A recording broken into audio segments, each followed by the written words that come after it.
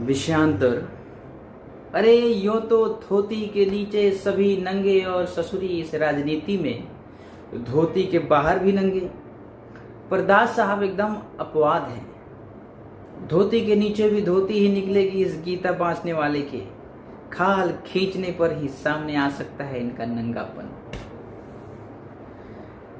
सारे बदन को थरथरा देने वाला एक सम्मिलित ठहाका। चुनाव जीत गए तो बहुत शानदार पार्टी लेंगे आपकी गुलाबी बाग वाली कोठी में। धतेरे की, तुम जैसा आदमी अपनी औकात से ऊपर उठ ही नहीं सकता। मांगी भी तो पार्टी। जीतने के 6 महीने के अंदर अंदर अपना मंत्रिमंडल बनाना होगा। शुक्ल बाबू, यह चुनौती है आपके लिए। पोर्टफोलियो वाले मुख्यमंत्री आप और बिना पोर्टफोलियो वाले बिहारी भाई, और फिर धीरे धीरे तरंग में आकर सब लोग अपनी अपनी संभावित उपलब्धियों के ख्वाब देखने लगे। महाभोज की कुछ लाइनें हैं मेरे दोस्तों। मैं नमस्कार करता हूं आप सभी को। बहुत दिनों के बाद आप सभी से मुखातिब हो रहा हूं। मन्नू भंडारी जी की किताब करीब 47 साल पुरानी किताब है, और आज भी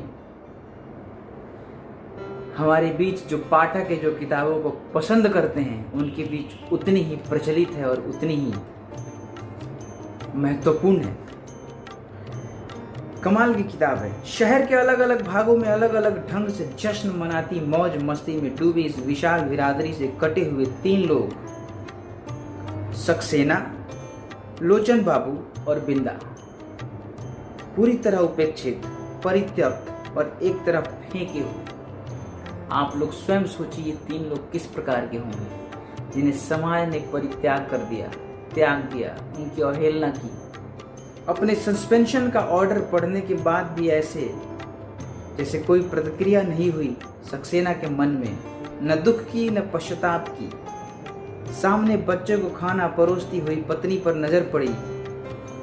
क्या कहेंगे उससे और कैसे लेगी वह इस खबर को। क्षण भर के लिए जाने कैसी करुणा उमड़ आई पत्नी के लिए मन में, पर थोड़ी देर में ही रुकमा का चेहरा उभर आया। 3 दिन तक वह बिंदा को लिए लिए हरिजन टोला और टिहरी गांव में घूमते रहे थे, तो रुकमा ने हाथ जोड़कर कहा था, इन्हें अपने साथ इतना मत रखो साहेब जी, इन्हें जरूर कोई कुछ करा देगा। फिर क्या होगा इस बच्चों का क्या होगा। और इस पर बिंदा की दहाड़ती हुई घुड़की, चुप कर, तू सोचती है तेरे पीछे मैं जनका होकर बैठ जाऊंगा। Binda is the real culprit. ऐसे लोग ही समाज में रियल कल्प्रिट माने जाते हैं, जो समाज के लिए सोचते हैं, जो समाज के लिए अपने परिवार को त्याग देते हैं, जो समाज के लिए अपना सुख दुख हर चीज परित्यक्त कर देते हैं। बिंदा, सक्सेना, रुकमा उनमें से कुछ लोग हैं। And these people are real culprit।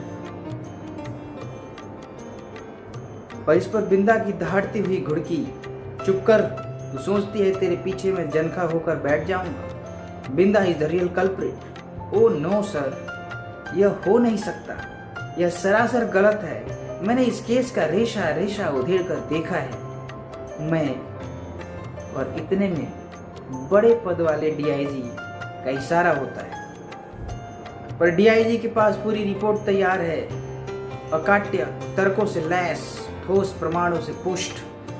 Bisu के जेल से आने के पहले बिंदा का पूरा व्यवहार एक सीधे सरल सामान्य आदमी का व्यवहार था, पर बीसू से परिचय के बाद एक खास तरह की तुरशी और तेजी आ गई इसके मिजाज में।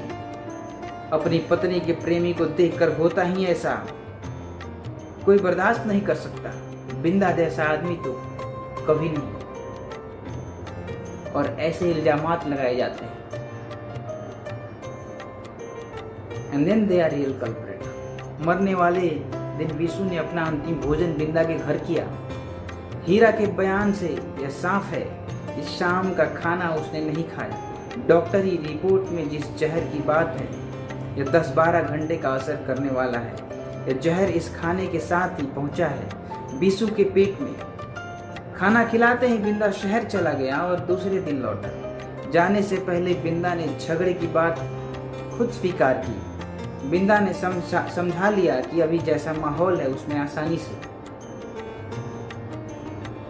और अधूरी बात।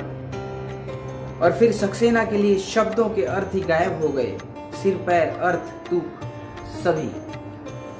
बिंदा इज द रियल कल्प्रिट। और फिर बिंदा को जेल हो जाती है, उसकी पत्नी दर दर भड़कने लगती है। सक्सेना जैसे पुलिस ऑफिसर, एसपी जो इस महाभोज के कल्प्रिट कलाकार हैं, उन्हें ट्रांसफर जैसा रिजल्ट देखना पड़ता है। ईमानदारी का आजकल के जमाने में यही रिजल्ट है, यही परिणाम है। मन्नू भंडारी की यह किताब 1979 में पहली बार प्रकाशित हुई थी और आज तक लोग इसे पसंद कर रहे हैं। हिंदी पाठकों के बीच में बहुत ही प्रचलित किताबों में से ये एक किताब है जिसका शीर्षक है महाभोज। और इस पुस्तक में महाभोज, इस पुस्तक का नाम इसलिए, शीर्षक इसलिए क्योंकि आखिरी में जब राजनीतिक चुनाव एक दल जीत जाता है और उनमें मंत्रिमंडल विभाजन की बात होती है और उस दौरान दारू शराब चलता है, पार्टी की बात होती है, सिंगल मॉल्ट की बात होती है, स्कॉच की बात होती है और जलसा होता है, महाभोज होता है। और इसीलिए इस पुस्तक का नाम महाभोज है। मिलता हूं दूसरी किसी और बात के साथ आप सभी के बीच, तब तक के लिए नमस्कार, बहुत बहुत धन्यवाद।